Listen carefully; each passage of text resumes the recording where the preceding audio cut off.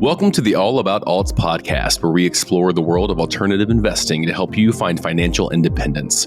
Join our host, NewView Trust's president, Jason DeBono, as he covers a variety of topics with different guest speakers to discuss tax and alternative investing strategies. It is never too late to start taking control of your financial future, and we are so excited for you to be joining us for this opportunity to hear from some of the best in the business. Hello, everybody. Welcome back to the All About Alts podcast. I am Jason DeBono, your host, and we are excited to have you here with us. Today's topic is all about building wealth through health. So we're going to talk about a high deductible health insurance plan, and we're going to talk about a health savings account that bolts alongside that plan. We're going to talk about how to actually use your health insurance as a strategy to build wealth. And we're going to talk about both the insurance side of things, and we'll give full disclosure that I'm not an insurance salesman or licensed sales professional. And then we're going to talk about why that insurance decision matters as it relates to setting up a health savings account and gaining an extra tax advantage tool to start saving in and investing in. So as we go through today, we're going to cover a lot of different topics, but the moral of today is to really think differently about the way that we view our insurance. Yes, we have to carry health insurance of some kind. Yes, it's important. And yes, it matters to the selection that we make. But inside of that decision-making tree, there's some things we ought to be thinking about from a back-end standpoint. How can we save more money? How can we get more of these medical expenses back? Or how can we get tax advantages to pay for medical expenses maybe that aren't available to us today? So we're going to walk through that. I want to make sure everyone understands, from the get-go, I'm not here to sell you insurance. I'm not here to sell you a particular brand or type of insurance. In fact, I'm not licensed, nor do I get paid to sell insurance. So I'm here to help you understand the thought process and maybe some of the decisions that go into or things to be considered when figuring out what type of insurance is best for you. The second thing that I want to make sure is that I understand that health is individual. So I'll make some blanket statements today about you could, you should consider this. But please note, as you guys all have individual health needs and issues that you deal with individually, your insurance needs and decisions may be much different, maybe than mine or the person that's listening today. So just be mindful of that. I'm not here to isolate any one particular situation, and I recognize it can be a very polarizing subject for many of you. But we're going to try to talk at a high level today, and we're going to try to really focus in on this health savings account. We're going to focus in on high deductible health insurance and really start to talk about why these plans should be considered, and maybe they make sense in your overall planning picture, and maybe they don't. But we'll let each of you guys be the judge of that. So let's dig right into it. So those of you that may not be familiar with kind of the general premise of how health insurance works, I'll give you what I think is the quick 30-second primer. Again, I'll do it under the disclosure that I'm not in the insurance world. But when I look at insurance, there's really a couple different types of plans, but I really boil them down into two. One is what I refer to as copay plans, or the marketplace refers to as plans. So if you think about a copay plan, it means that you are co-paying right alongside the insurance company. So most plans and most people that have worked, at larger institutions are going to be familiar with this copay type insurance. I don't feel well. I go to the doctor. I have the sniffles. It's $20. I do it tomorrow. It's $20. I do it the next day. It's $20. That's my copay. My insurance is buying me the right to go to the doctor for that copay. Should I need a prescription, or should there be something that comes out of that? There's also a predefined copay associated with that. So what it typically means is that my insurance is really doing the bulk of the heavy lifting, and I'm copaying along the way. The second type of insurance is what we refer to as high deductible insurance. This is out-of-pocket insurance, right? The easiest way I can kind of describe this is more catastrophic insurance as opposed to day-to-day insurance. So to analogize this back to our copay plan, if I go to the doctor and I'm there because I've got the sniffles, I don't have a $20 copay. I have to pay for my visit. Now I'm going to get a negotiated rate. Maybe it's $60 or $80, but my insurance is not paying for that. My insurance, if I need to go get a prescription, other than some pre-negotiated rates, is not going to cover that either. I'm out of pocket until I reach what's considered my high deductible, and I reach the point where my insurance now kicks in fully. So if you kind of think about this, best way I can help us kind of walk through this and the way that we view insurance is, if for those of you that drive and have car insurance, chances are your deductible on your car insurance is going to be around $500. I think it's the most common car insurance deductible. Now you can get a deductible that is only $50, or you can get a deductible that's $1,000. The reason people tend to center in on 500 is because they're willing to come out of pocket if they get a door ding, right? You're not going to call your insurance company because someone, pushed a shopping cart into your vehicle. You're going to go pay the 80 or $100 it may cost to get that fixed at a local scratch and dent. Yet with health insurance, you're able to insure that same way. High deductible health insurance says, I'm willing to cover the little stuff, the sniffles, the doctor visits, but I don't want to be in a position where I've got a $10,000 bill and I can't pay for it. No different than I don't want to have a car accident that's a total loss of my car and I've got to come out of pocket, or be in a car accident that costs $10,000 to fix the vehicle. I'd rather have my $500 deductible and know that I'm insured. So when we think about insurance, it's really something that you have to challenge yourself and look at. And I'll tell you a couple stories that kind of help me understand this a lot better. About 10, 15 years ago or so, right before I switched and have been on high deductible health insurance since, I was at the dentist. It was the end of the year. I was getting some work done, a cleaning, etc. And when I wrapped up, there was you go down and you go into the payment area and you sit there and you meet with the, individual that helps wrap up the meeting. And she looked at me and she said, is there anything that you want to get scheduled before the end of the year? We had maybe a few weeks left. You still have $800 of eligible expenses on your insurance that we can put towards that, sort of maintenance or whatever you want to do. And I thought to myself, well, what would I ever schedule, right? I don't want a root canal or anything. So I think I'm good there. But it hit me like a ton of bricks. My dental insurance plan pre-bought me the right to go spend the money. So if I didn't spend that $700 or $800 that she referenced, guess who wins? The insurance company. So when we think about insurance, we tend to think about it through the lens of, I want to pay the least, right, on my insurance, but I'm not going to be willing to come out of pocket. So I want to pay the least on the back end too. And typically those two things don't go hand in hand. The more that I come out of pocket for my premiums, right, the less typically that I'm going to have to pay up front. So many people have higher premiums, right? They pay more per month, but their out of pocket is much lower. And the game that you're playing with the insurance company is, how much more will I spend on the insurance, and will I have any claims that would offset it? If you've got no claims, you overpaid. If you have lots of claims, you underpaid, right? It's a little bit of cat and mouse. So what I love and what I kind of looked at from the insurance side was, if I drive my premium down, well, in order to get my premium to the lowest amount, typically the insurance company is going to require me to be out of pocket more, which makes sense, right? They're willing to let me pay them less up front if I'm willing to ensure that they're less out of pocket for most small expenses. That's the trade-off. So the more your premium, typically the less out of pocket that you have. The lower your premium, right? The less you pay the insurance company, the higher you're out of pocket. So in order to be considered high deductible health plans, which is defined by the IRS specifically, your out of pocket has to be at least $1,600 on a individual plan and $3,200 on a family plan. So what that means is that if I have an individual high deductible health plan, and my insurance coverage doesn't kick in until I meet my deductible, which is the $1,600. So that means that I'm at risk of being $1,600 out of pocket, right, for whatever medical needs I have through the course of the year.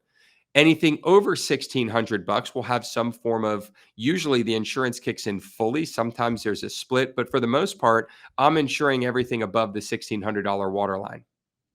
So now compare and contrast that to how much money will you save on that insurance premium.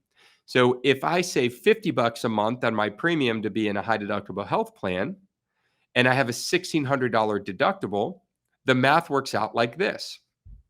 $50 per month over 12 months will save me in my pocket today $600.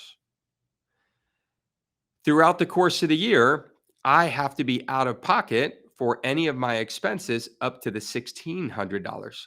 So there's a delta or variance of about $1,000. If I don't go to the doctor, right, at all, then I come out $600 ahead because that $600 is a monthly payment that's savings into my pocket. If I do use my insurance and I, let's say, max out my high deductible portion, I'm 1,600 out of pocket, which means it came at $1,000 loss. So what you have to do is figure out where those numbers are for you. Would you take a bet to save $600 at the expense of spending an extra 1,000? Well, that depends on your situation. So, when we look at health insurance, we want to make sure that we're truly evaluating and not just jumping to a copay plan, but we're truly evaluating what the difference is from a coverage standpoint and what this actual high deductible program really means, because it will be lower in premiums, right? Your premium almost always will be significantly lower. The question is it low enough to justify moving to a high deductible plan versus remaining on a copay?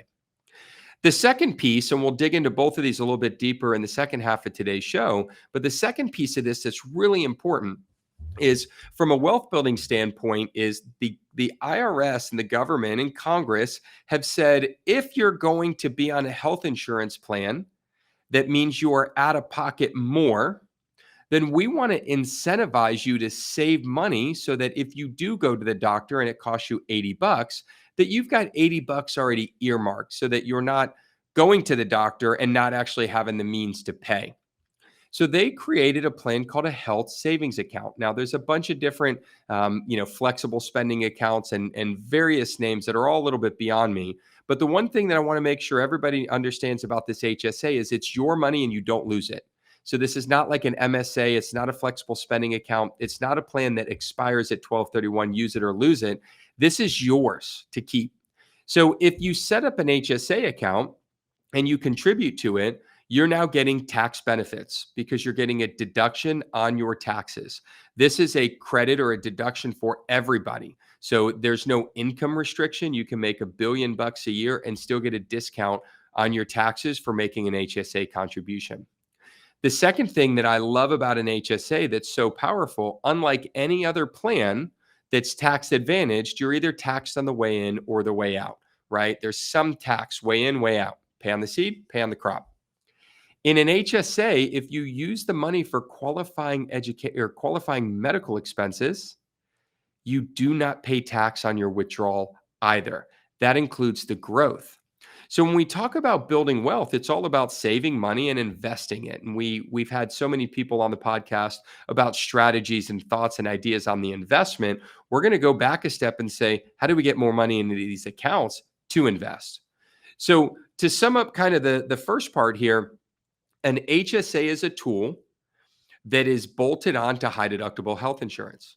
High deductible health insurance begins when your deductible, which is 100% your responsibility, at $1,600 on an individual plan, $3,200 on a family plan. That savings, right, by being in a high deductible plan on your premium could and should be used to offset the cost of medical expenses throughout the year. And in a perfect world, your medical expenses will cost less than your savings of your high deductible health insurance plan. And therefore, you have a surplus, and that surplus sits in your health savings account, tax deductible on the way in and tax free, including growth on the way out. So if you kind of look at this differently and say, hey, I'm not just looking to get insurance coverage just to have it. I'm looking to get the right insurance coverage with the right program and the right plan that allows me to maximize my wealth building potential. So we're going to talk here in the second half very deliberately about, some of the things that HSAs can do. What are the rules? What are the guidelines? But I want to talk just quickly on on the high deductible health plan. A lot of employers are moving to high deductible health plans. In fact, a lot of carriers really like the high deductible health plans because what it does is it helps minimize some of maybe the medical expenses that may not be necessary. Do I need to go to the doctor because I have the sniffles? Right? Can I use telehealth? Is that a cheaper, less expensive way? Well, if I'm on a copay, I'm going to go straight to the doctor because it's only $20, right? So now I'm at risk of getting other people sick. I'm maybe putting long lines at the urgent care. Whereas the same exact symptom for me on a high deductible health plan, I would never go to the doctor, right? I would use a lot of these high deductible health plans have free telehealth services. So I may want to get checked out, but I may let it run its course or wait an extra day. And so from an insurance standpoint, they love that because it's one less doctor visit, it's one less this, it's one less that, which are all expenses to the insurance company.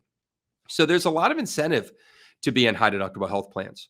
We're also seeing a lot of employer incentive, and a lot of you may be missing out on an employer incentive that's in front of you that you may not have taken the time to kind of research or understand. Many employers are not just encouraging, right, people to move to HSAs, but they're also willing to rebate some of the savings to the employer in the form of an HSA contribution. So here at NewView, we give to our employees that have an HSA coupled with their high deductible plan. We actually give them money towards their HSA because if they choose that program, it's actually less expensive for us as an employer. Now, no one's forced into doing that. If they want to be on a copay system, they can be on a copay system. But we want to make sure to reward as an incentive if they feel comfortable being in a high deductible plan, which saves us all money, that we're both sharing in that saved funds together. The other thing is being in the business of people using retirement accounts and special purpose plans like HSAs to buy alternatives. We love the fact that we're jumpstarting our employees' ability and desire to go out and use this HSA and invest into alternatives in a tax advantage manner, which is huge. So I'll give you just a quick story, and we'll move on here. But I want to give you a quick story about how this math works. So a couple of years ago, I got a call from my brother. My brother's a year older, and he called and asked about high deductible health insurance. He was going through open enrollment with his company. And for the first time in the few years that he had worked there, they had offered an HSA. Not only did they offer an HSA coupled with high deductible health insurance, they also offered him $500 in contributions towards his HSA. So when we started kind of talking through it, I said, well, first of all, it really depends on what you're doing in your medical situation, before you even make a decision on whether the HSA is valuable. But I kind of asked him a few questions and we started kind of talking through the why behind it. My first question was, are you at the doctor frequently? And I knew the answer to these questions, by the way, but are you using your insurance regularly? Is there things that you're using? Is there medication that you're taking, et cetera? And he said, look, I haven't been to the doctor in 2 years. I don't go to the doctor. My brother's the type that he wouldn't go even with an ailment. I mean, he's going to have to be dragged in there. And so I said, well, from that standpoint, you're buying insurance and you're not using it at all. So let's look at the financials on this, And so when I'm talking to my brother and I'm kind of saying, hey, Chris, if you save $120 a month over the course of 12 months, that's like $1,400, right? So if you take that $1,400 and then you take the additional $500 that your employer is offering you, that's 19-ish $100 that you're now putting into a savings vehicle. Now, that means that you would have to spend $1,900 a year in medical expenses for this to not be a worthwhile endeavor. However, on the other side of that, you have the risk up to your deductible. Now, I can't remember the exact numbers, but we'll round and just say that his deductible in that plan was $3,000. So what that meant was that if he did have a medical need, or maybe he was in an accident and he maxed out his deductible, he has to be out of pocket $3,000. So when we started going through the numbers, here's how I tried to help him understand the value proposition on both ends. So if you spend $3,000 this year and you do need your catastrophic insurance, right? And you do have the use for that, you're out of pocket $1,100. Now that $1,100 is the $3,000 that he's owes for his copay, but it's less than $1,900 that his employer and his cost savings are offsetting. So in that scenario, he's at risk of losing $1,100, but he has the opportunity to earn $1,900. The beauty of this is that if he doesn't use it this year, he keeps it into next year. So if you factor this out into months, his break even point to where he's always in the positive is really about 20 months or 18 months, because every month of savings on his premium that he puts in his HSA plus the 500 from his employer gets him closer to that $3,000 mark. Once he has 3,000 bucks in his HSA, that means that he can use his catastrophic insurance that year and be out of pocket zero, because he can withdraw the 3,000 bucks from his HSA. So for him, this was a no-brainer. Now, he's been on an HSA for quite a few years, and he's done really well. He's been able to save. He hasn't used his insurance. Thankfully, he hasn't had a need. And he's so far now into the profit whereby he could have full catastrophic need for his insurance this year and next, and still probably not empty out his HSA.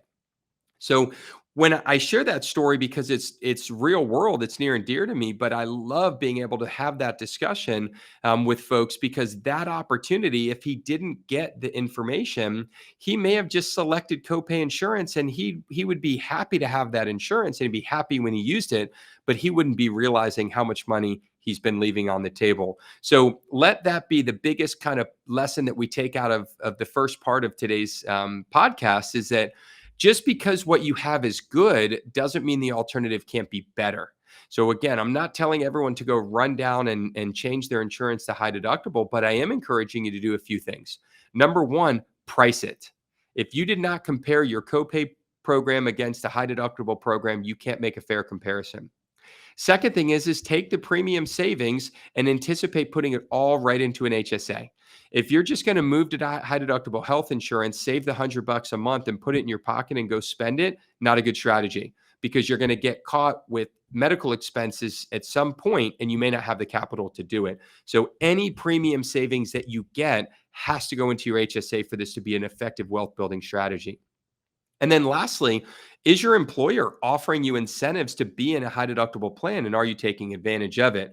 If you're not, maybe we're talking to your HR, to whomever handles your benefit program, and understand, is there an opportunity there? So you may, we're going to be in open enrollment again here in the end of the year. You may be on a fiscal level open enrollment, but make sure that you're really looking at that, because that was a sweetener for my brother that really made it an easy decision, because that pushed him over the 50%. He had more to earn than he did to lose, right? Some people, maybe the numbers shake out where they have less to earn, but more to lose. And so you got to be cautious. So with that said, we're going to kick things over to our quirky questions of the day. As you guys know, my favorite segment. And then we're going to bring it down the home stretch in the second half of the show today. And we're going to talk about the mechanics of the HSA, less the insurance side, more the savings side. And we're talking about how that works and how you can make investments inside that plan and grow that money and cover your health costs and medical costs. So as always with the quirky questions, if you want to submit them,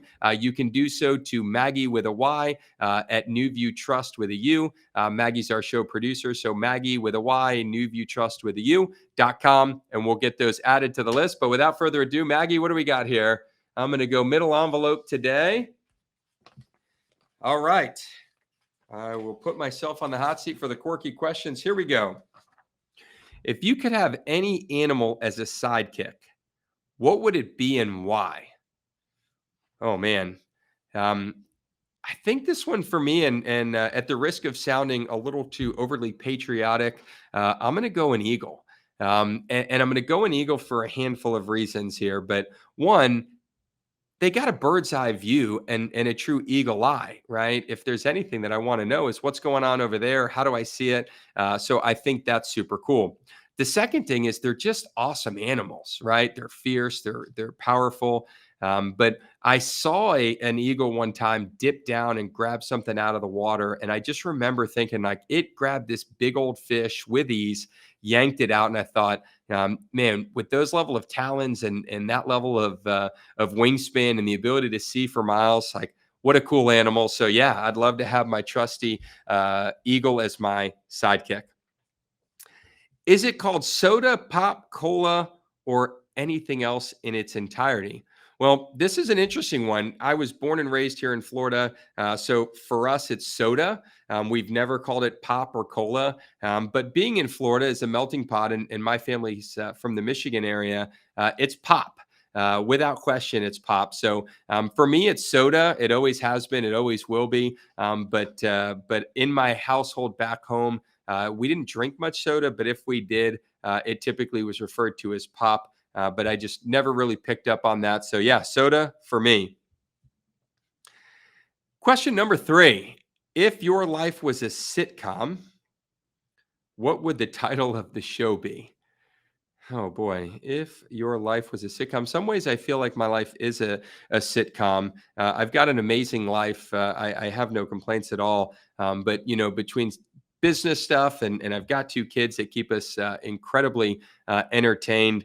I think it would have to be something with always being on the go. I don't know. It's not coming to me from a title specifically. Maybe it will in a second, but that title would have to be like the Energizer Bunny. My wife and I frequently tell ourselves we've got to slow down. Many of our friends will refer to when they're busy, they refer to it as living our lifestyle. We just stay busy between kids and sports and school and travel and work and fun and excitement. It seems like there's something going on every other day, if not every day. So, yeah, it would be something that has to do with staying super, super busy, almost to a fault.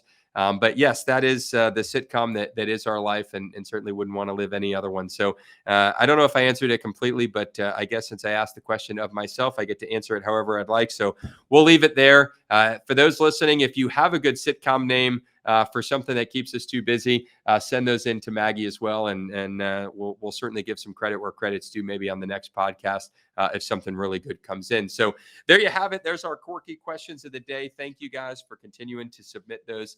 We always have some fun with that. Love when we have guests, and selfishly love when we don't have a guest, and I get to answer those myself. Always a fun part of the segment.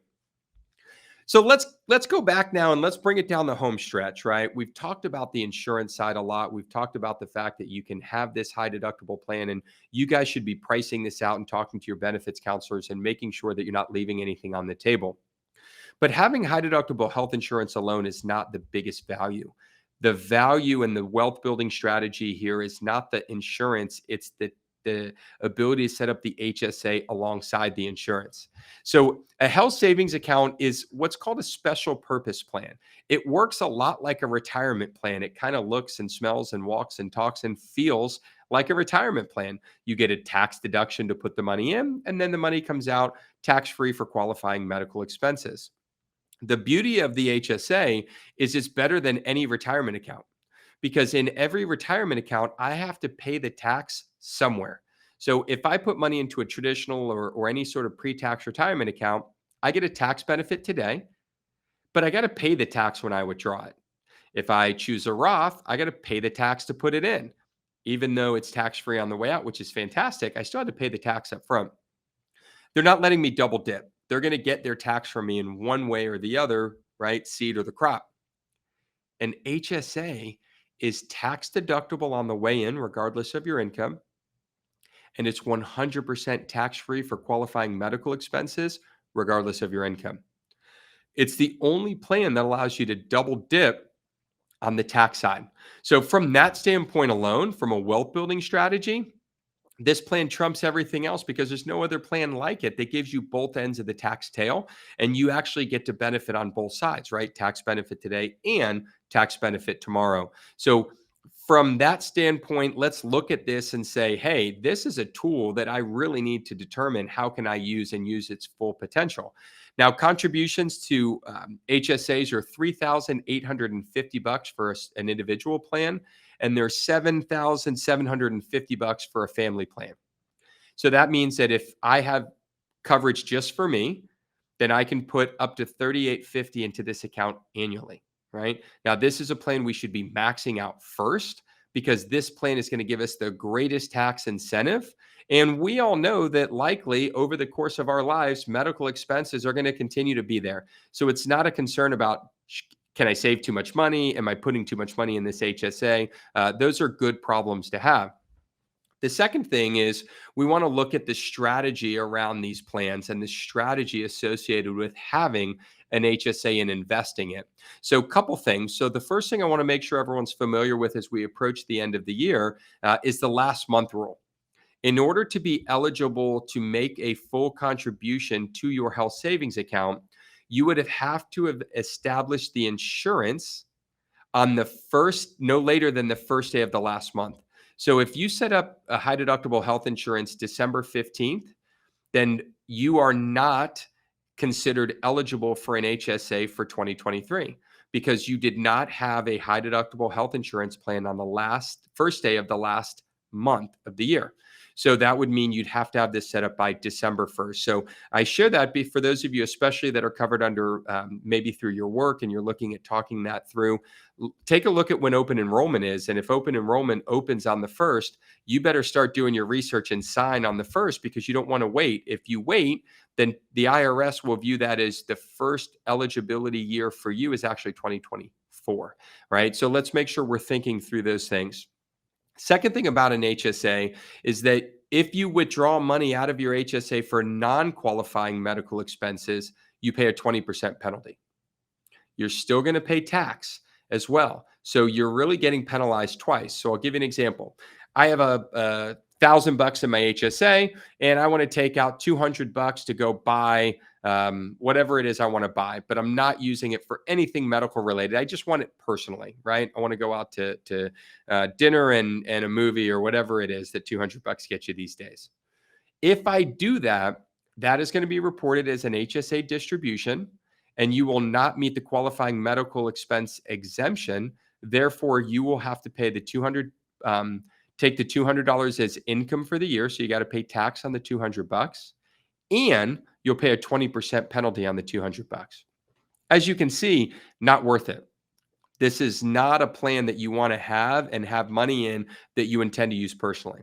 This is a plan earmarked for your health that you put money away in. Hopefully, you're offsetting your contributions by saving money on your premiums and getting some money from your employer.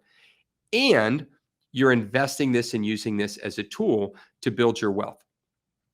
Speaking of investments, the beauty of this HSA is that you can fully invest this plan. You can fully self-direct it into alternatives just like any other IRA held at NewView. So my HSA can actually participate in a private loan. It can own real estate, right? It can invest into whatever it wants. It can buy public securities. It can buy crypto. It can buy tax liens. All of those are permissible. So not only can I save money into this new vehicle, right, that I'm hopefully getting some subsidization on in terms of putting money in through my employer and through my premium savings, but now I have a few $1,000s here that I can turn around and invest. So if I go take that $3,000 I contribute and partner off, let's just say on a private note, earning 10%, that's another $300 that's going right back into my HSA every year.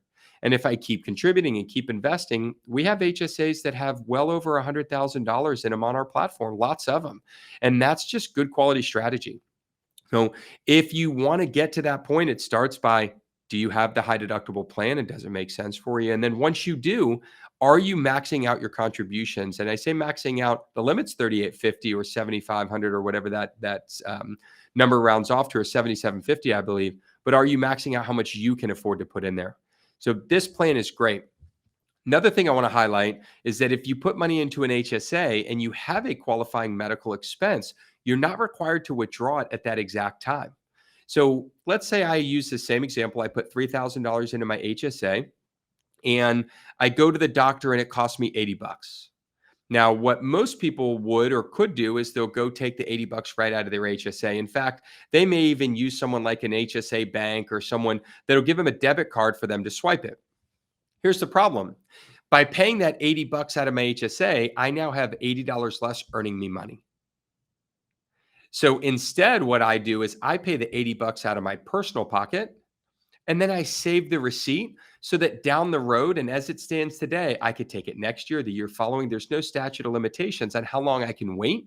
So all the IRS wants to see is that when I withdrew it, I had an offsetting qualified medical expense. They don't care that the medical expense was a year or 2 years prior. So as of today, you have this luxury, right? Which is we can keep all this money in our HSA, never withdraw, pay the expenses personally as long as we can afford to. And then down the road, when we've built a really nice nest egg, maybe we get to that $100,000 mark. Now I can go take the $200,000, $300,000, $400,000, $500,000 of expenses over the years I've accumulated and withdraw those. But withdrawing them at the time of expense is probably not a good idea if I can afford to pay them personally, because I'd much rather have that money working in my tax advantage, tax-free growth vehicle than I would having a few extra bucks in my checking account, which is taxable and likely not money that I'm going to use diligently. So for all of those reasons, it's really important that you really understand this HSA account and all the benefits that come with it. The last thing that I want you to kind of think about from an HSA standpoint is that the there is a description, or there are definitions around qualifying medical expenses. A qualified medical expense, or QME, is the exemption to that 20% penalty and tax. So before you go out and spend the money, you can actually go on, there's websites that list all of these out, but you'd be amazed what's on that list. So for example, Tylenol, pain relievers can be considered a qualifying medical expense. So if I can now go and buy my Advil and have a receipt that now is an IOU for tax-free money, I want to save those receipts.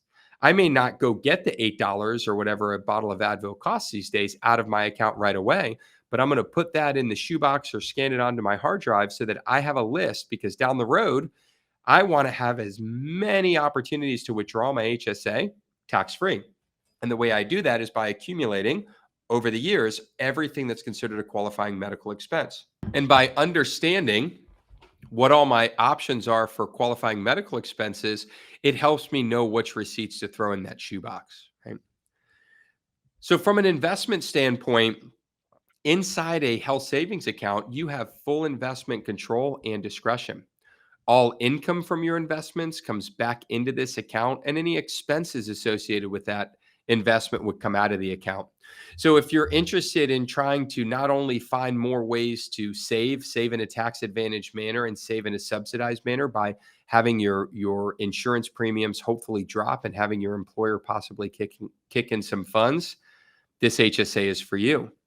If you have money, or maybe you already have high deductible health insurance, or you have money in an HSA, but you're just treating it as a bank account, you're earning very little, you're not investing it, and you just kind of think it has to sit there with your debit card, the reality is it doesn't. You can transfer that account over to NewView, and you can use that money more productively to self-direct into any asset class that you want. Just understand that if you do have that money fully invested and you have a medical expense, you don't have immediate access to that cash to go pay it. So as long as you're comfortable paying your expenses out of pocket and then getting reimbursed down the road, this HSA is a fantastic tool for you. And then lastly, when it comes to building wealth, the best way to build wealth, and we've talked about this on previous shows, is not just to make money, it's to make money and do it with good tax strategy. And if you think about this tool from an HSA, you can find ways to invest and make money, but you can couple that strategy into your HSA and do it in a tax-free, truly tax-free manner.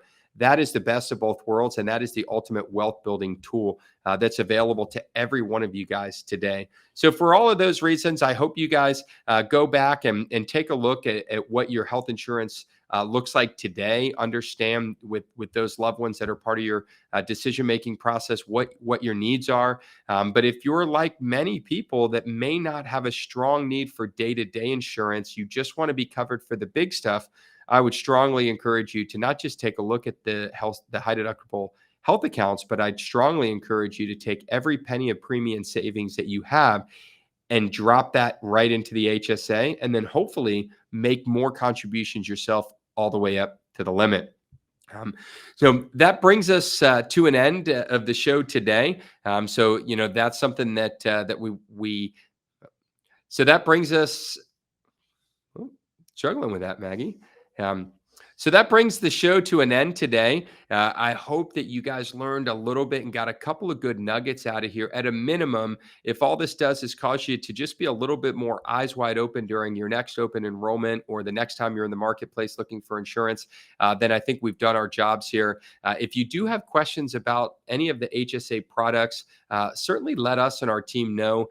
We can put in the show notes some links to get a hold of our team. Keep in mind, we are not insurance professionals.